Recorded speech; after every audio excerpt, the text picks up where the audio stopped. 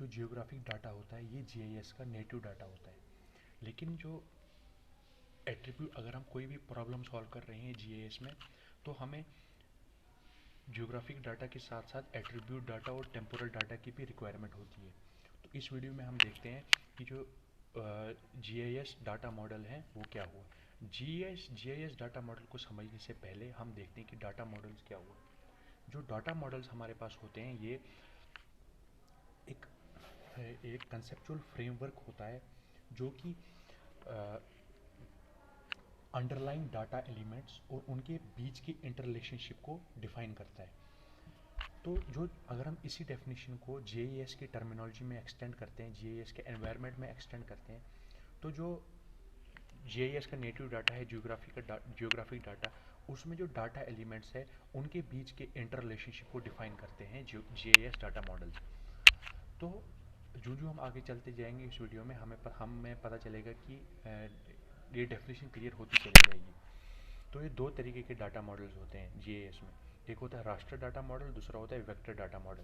जो raster data model होता है इसमें जो इन्फॉर्मेशन स्टोर होती है, जो जियोग्राफिक इन्फॉर्मेशन स्टोर होती है, ये ग्रिड्स या पिक्सल्स की फॉर्मेट में स्टोर की गई होती है।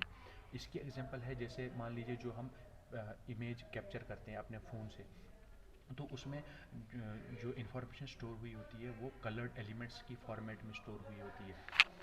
तो जो अगर हम इसी को जेएस के एनवायरनमेंट में देखें तो जो वो कलर्ड एलिमेंट्स हैं वो टेम्परेचर वैल्यूज से रिप्लेस हो जाते हैं, या प्रेसिपिटेशन वैल्यूज से, या मीन सी लेवल से ली गई हाइट से रिप्लेस हो जाते हैं। और अगर हम वेक्टर डाटा मॉडल्स देखें, वेक्टर डाटा मॉडल देखिए, ये जीआईएस की एक यूनिकनेस है।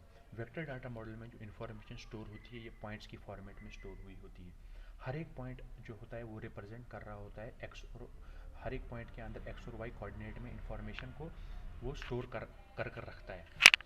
तो हम क्या करते हैं, हम उन पॉइंट्स को जोड़ते हैं, लाइन फॉर्मेट में बनाते हैं और पॉलीगन की शेप में उनको हम लाते हैं।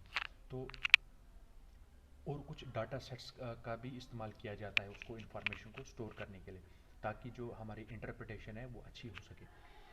अगर हम इन दोनों डाटा मॉडल्स को अगर जब हम स्केल अप करते हैं दोनों डाटा मॉडल्स को, तो ये डिस्टिंग्विश कर पाना कौन सा डाटा मॉडल अच्छा है ये इम्पॉसिबल है। लेकिन अगर हम जूम कर रहे होते हैं उन दोनों डाटा मॉडल्स को, तो जो रास्टर डाटा मॉडल में जो इन्फॉर्मेशन होती है वो पिक्सलेट हो चुकी होती है, लेकिन वेक्टर डाटा मॉडल में ये इन्फॉर्मेशन एज इट इज़ रहती है। Thank you.